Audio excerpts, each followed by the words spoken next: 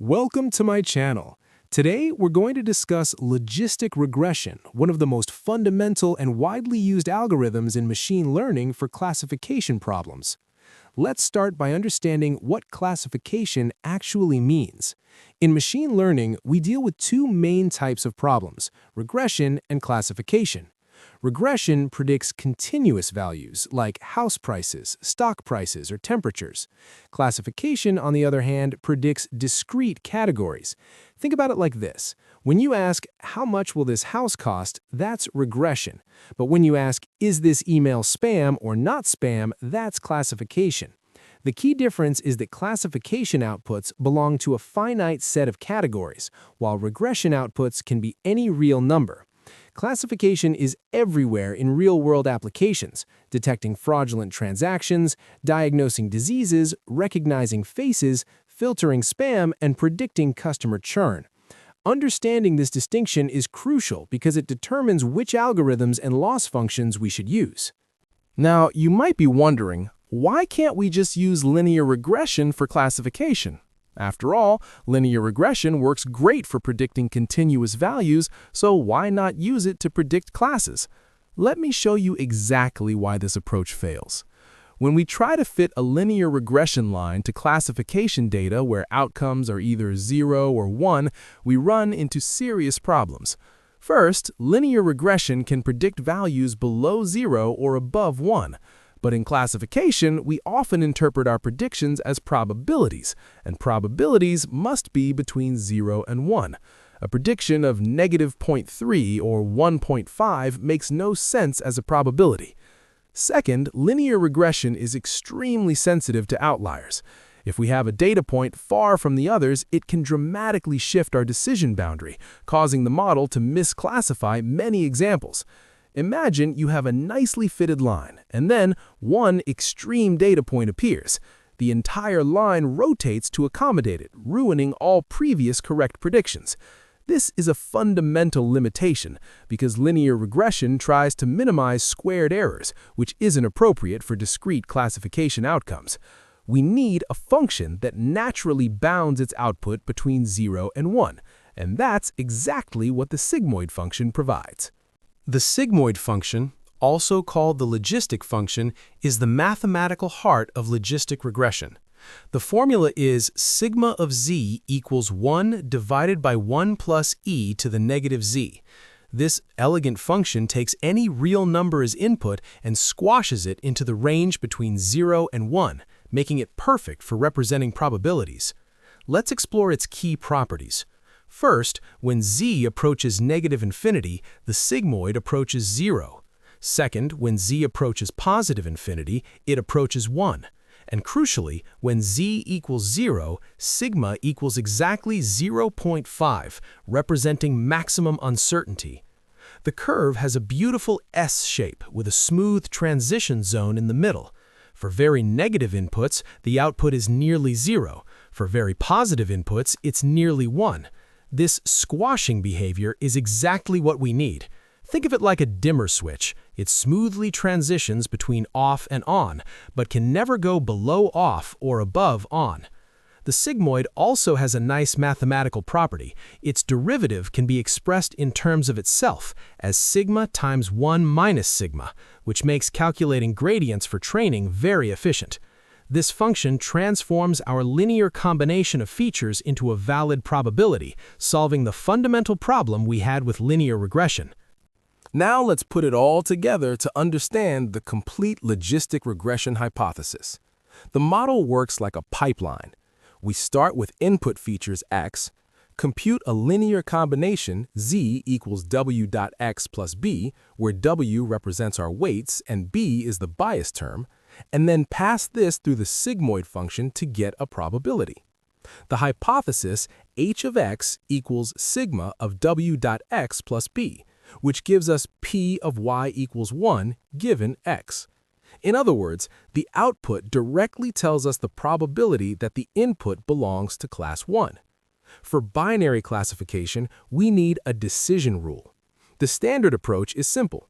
If the probability is greater than or equal to 0.5, we predict class 1. If it's less than 0.5, we predict class 0. This threshold of 0.5 represents the point of maximum uncertainty, where the model is equally unsure about both classes.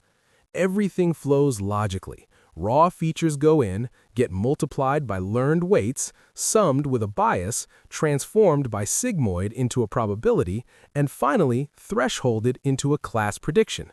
This pipeline structure is incredibly important because it's the foundation for understanding neural networks, where we chain multiple such transformations. The decision boundary is the line or surface that separates the regions where we predict different classes. For logistic regression, this boundary occurs exactly where the probability equals 0.5, which means where z equals 0. Let's work through the math. The probability is 0.5 when sigma of z equals 0.5, which happens when z equals 0. Since z equals w1 times x1 plus w2 times x2 plus b, the decision boundary is the line defined by this equation equaling 0. For two-dimensional data, this creates a straight line separating the feature space. On one side, the model predicts class 0. On the other side, it predicts class 1. The amazing thing is that the weights directly control the shape and position of this boundary. Changing the weights rotates the boundary, while changing the bias shifts it. This is why logistic regression is called a linear classifier. Its decision boundary is always linear in the feature space. However, if you need curved boundaries, you can add polynomial features. For example, adding x-squared terms allows the model to create parabolic boundaries. This trick extends logistic regression's power while maintaining its simplicity and interpretability. Now, we need to understand how to train our model, which means finding the best weights. This is where maximum likelihood estimation, or MLE, comes in. The core idea is simple. We want to find parameters that make our observed data most likely. For each data point, we ask, what's the probability that our model would predict this outcome? If the true label, y equals 1, we want our predicted probability, y hat, to be close to 1. If y equals 0, we want y hat close to 0. The likelihood for a single point is y hat when y equals 1 and 1 minus y hat when y equals 0. We can combine this into one elegant formula, y hat to the power of y times 1 minus y hat to the power of 1 minus y. To get the total likelihood across all data points, we multiply all individual likelihoods together. We want to maximize this total likelihood, which means finding the parameters that best explain our data. This is fundamentally different from ordinary least squares regression, which minimizes squared errors. For classification with probabilistic outputs, MLE provides a principled framework that directly relates to the probabilistic interpretation of our predictions. It asks the right question: which parameters make our observations most probable? In practice, we don't directly maximize likelihood. Instead, we minimize the negative log of the likelihood, which gives us the log-loss function, also called binary cross-entropy. Taking the logarithm converts products into sums, making the math much more tractable. The formula is L equals negative of y times log of y hat plus 1 minus y times log of 1 minus y hat. Let's break down what this means intuitively. When the true label y equals 1, the loss is simply negative log of y hat. If our prediction y hat is close to 1, the loss is nearly 0. But if y hat is close to 0, the loss shoots up toward infinity. The logarithm creates an asymmetric penalty that severely punishes confident wrong predictions. Similarly, when y equals 0, the loss formula becomes negative log of 1 minus y hat, which punishes high predictions for actual negatives. This is crucial. Log loss doesn't just penalize mistakes, it penalizes overconfident mistakes exponentially more. If you predict 0.9 for a negative example, you get hammered much harder than predicting 0.6. This encourages the model to be calibrated, confident only when it should be. Understanding log loss is essential because it's the standard loss for classification, used everywhere from logistic regression to neural networks. Now that we have a loss function, we need an algorithm to minimize it. Enter gradient descent, the workhorse of machine learning optimization. The idea is beautifully simple. Imagine you're standing on a hilly landscape where height represents loss. To find the lowest point, you look around, find the direction of steepest descent, and take a step downhill. Repeat until you can't go any lower. Mathematically, the update rule is W equals W minus alpha times the gradient of L with respect to W. The gradient tells us which direction increases a loss, so we move in the opposite direction. Alpha is the learning rate, controlling step size. Choosing alpha is crucial. Too small and convergence is painfully slow. Too large and we might overshoot the minimum, bouncing around or even diverging. Just right gives efficient convergence to the optimal solution. For logistic regression, the gradient has a remarkably elegant form. The difference between predicted and actual values times the input features summed across all examples. We update weights iteratively, and with each iteration, the loss decreases, our predictions improve, and the decision boundary shifts to better separate the classes. This is the training loop at the heart of almost every machine learning algorithm. So far, we've focused on binary classification with 2 classes. But what if we have 3, 5, or 100 classes? This is where Softmax regression, also called multinomial logistic regression, comes in. The key insight is to generalize sigmoid to multiple classes. Instead of one output, we have k outputs, one for each class. Each class gets a raw score z sub k computed as w sub k dot x plus b sub k. The softmax function then converts these raw scores into probabilities. The formula is p of class k equals e to the power of z sub k divided by the sum of e to the power of z sub j for all j. Let's trace through an example. Say we have 3 classes, cat, dog, and bird, with raw scores 2, 1, and 0.5. First, we exponentiate. E to the 2 is about 7.4, e to the 1 is 2.7, and e to the 0.5 is 1.6. The sum is about 11.7. Dividing each by the sum gives us 0.63, 0.23, and 0.14. Notice they sum to exactly 1. The predicted class is simply the one with highest probability, found using argmax. Softmax is the go-to approach for multi-class problems and forms the output layer of most classification neural networks. One critical concept for any machine learning model is regularization, which prevents overfitting.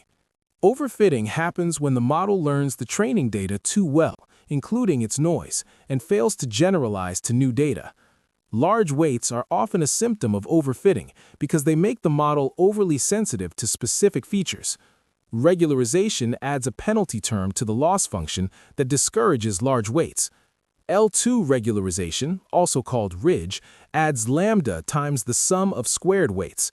This shrinks all weights towards 0, but never makes them exactly 0. It's like a rubber band gently pulling weights back.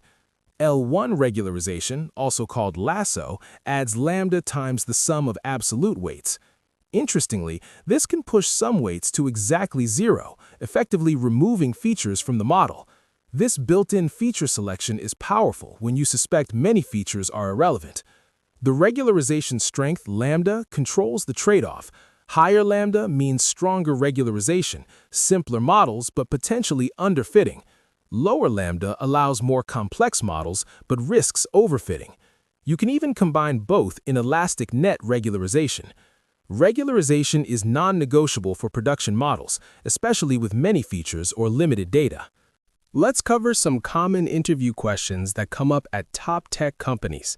First, why do we use sigmoid instead of tanh? The answer is that sigmoid outputs values between 0 and 1, which directly represents probability. Tanh outputs between -1 and 1, which doesn't have the same probabilistic interpretation. Second, why does feature scaling matter? When features have very different scales, the loss surface becomes elongated, and gradient descent takes many more steps to converge. Scaling features to similar ranges makes optimization much faster. Third, how do you handle imbalanced data where one class vastly outnumbers the other? Options include using class weights to penalize mistakes on the minority class more heavily, oversampling the minority class using techniques like S-mote, undersampling the majority class, or using evaluation metrics like F1 score, precision, and recall instead of accuracy. Fourth, what's the difference between logistic regression and SVM? Logistic regression gives you probabilities and minimizes log loss. SVM gives only class labels and maximizes the margin between classes. Finally, how do you interpret coefficients? Each weight represents the change in log odds per unit increase in that feature. The exponent of the weight gives you the odds ratio, which is very useful for explainability in domains like medicine and finance. Congratulations! You've now mastered logistic regression from the ground up. Let's recap the complete journey. We started by understanding classification problems and why linear regression fails for discrete outputs. The sigmoid function emerged as the solution, squashing any real number into a valid probability between 0 and 1. We combined linear regression with sigmoid to form the logistic hypothesis, which outputs the probability of belonging to class 1. The decision boundary appears where this probability equals 0.5, separating our feature space into class regions. For training, maximum likelihood estimation motivates the log loss function, which penalizes confident wrong predictions severely. Gradient descent optimizes our weights by iteratively moving downhill on the loss surface. We extended to multiple classes with Softmax and protected against overfitting with L1 and L2 regularization. Remember the key formulas. Sigmoid equals 1 over 1 plus e to the negative z, and log loss equals negative y log y hat minus 1 minus y log 1 minus y hat. Logistic regression remains widely used because it's interpretable, fast to train, and provides probability outputs. It's also the foundation for understanding neural networks, where each neuron applies a similar sigmoid transformation. If you found this video helpful, please like and subscribe to the channel for more AI and machine learning content. Thanks for watching, and I'll see you in the next video.